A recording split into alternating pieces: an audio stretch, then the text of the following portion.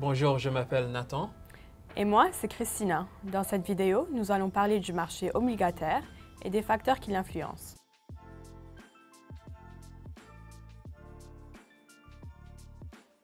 Pour comprendre comment le marché obligataire fonctionne, il faut d'abord connaître quelques principes importants de la macroéconomie. La macroéconomie est constituée des facteurs généraux qui influencent une économie comme les politiques gouvernementales et les taux d'intérêt.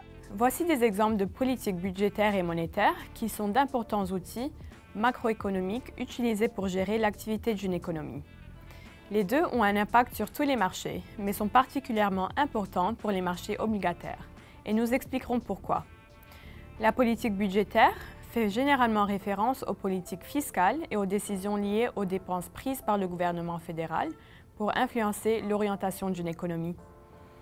La politique monétaire fait référence aux décisions et aux activités de la Banque centrale d'un pays pour réglementer l'activité économique. Commençons par le début. Souvent, les gouvernements ont besoin d'argent supplémentaire, et beaucoup plus que ce qu'ils récoltent sous forme d'impôts. Donc, ils empruntent de l'argent en émettant des obligations.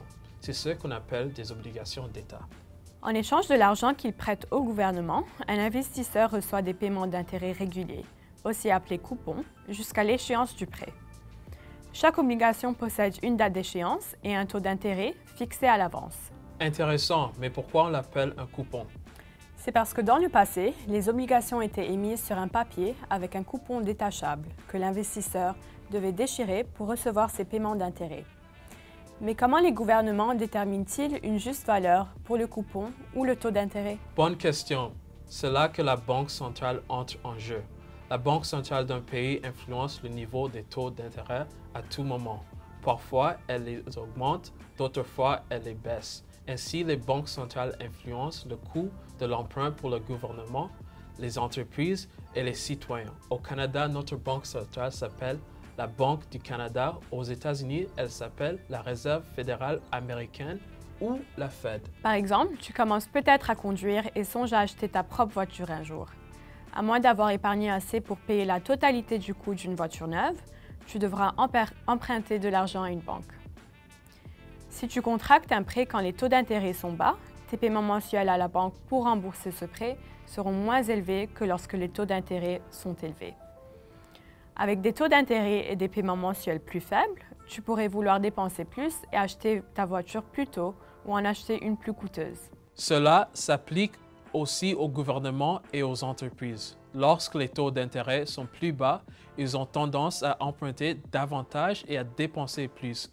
Mais lorsque les taux d'intérêt sont élevés, le coût d'emprunt est élevé, donc ils ont tendance à moins dépenser. Comme on l'a mentionné plus tôt, les banques centrales s'intéressent au montant que les gens dépensent parce que c'est leur travail de maintenir un niveau de stabilité des prix au sein de l'économie. Je m'explique.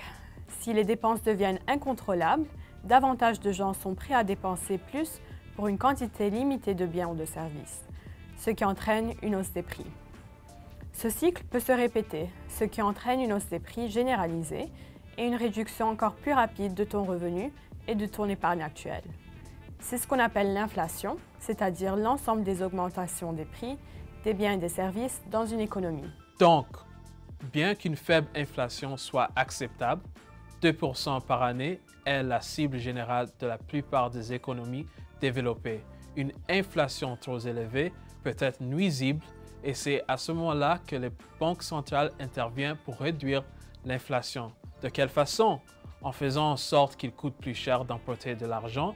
Dans notre exemple précédent, si les taux d'intérêt augmentaient, tu attendrais peut-être un peu plus longtemps avant d'acheter une voiture ou devrais acheter une moins chère. C'est pourquoi le contrôle du niveau des taux d'intérêt est l'un des principaux outils utilisés par les banques centrales pour contrôler l'inflation. Faisons maintenant le lien avec les obligations.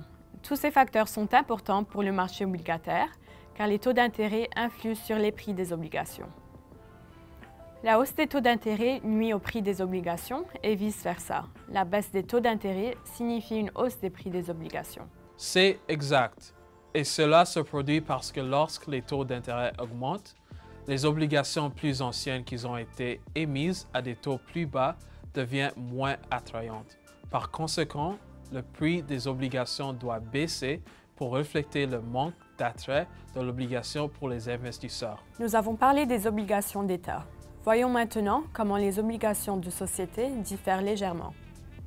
Tout comme les gouvernements, les entreprises ont également besoin de plus d'argent pour financer leurs projets et faire d'importants achats. Beaucoup plus d'argent que ce que génèrent leurs sources de revenus. C'est là que les obligations de société entrent en jeu. Les obligations de société fonctionnent de la même façon que les obligations d'État, mais les sociétés comportent généralement plus de risques que les gouvernements. En raison de ce risque, les obligations de société ont habituellement des taux de coupon plus élevés pour compenser le risque accru qu'elles prennent, et elles utilisent souvent le taux d'intérêt des obligations d'État comme guide pour déterminer leur taux de coupon obligataire. Le niveau des taux d'intérêt influence également le montant qu'une société peut emprunter et le nombre d'obligations qui seront vendues sur le marché. N'oubliez pas que les entreprises ont des budgets tout comme nous. Comme on l'a mentionné, bien que l'état de l'économie ait naturellement une incidence sur n'importe quel marché, les facteurs macroéconomiques, en particulier les taux d'intérêt, sont étroitement liés au marché des obligations. J'espère que cette vidéo t'a permis de mieux comprendre le fonctionnement du marché obligataire. Merci de ton intérêt. On t'invite à visionner nos autres vidéos pour en apprendre davantage sur le monde des placements. Bonne journée!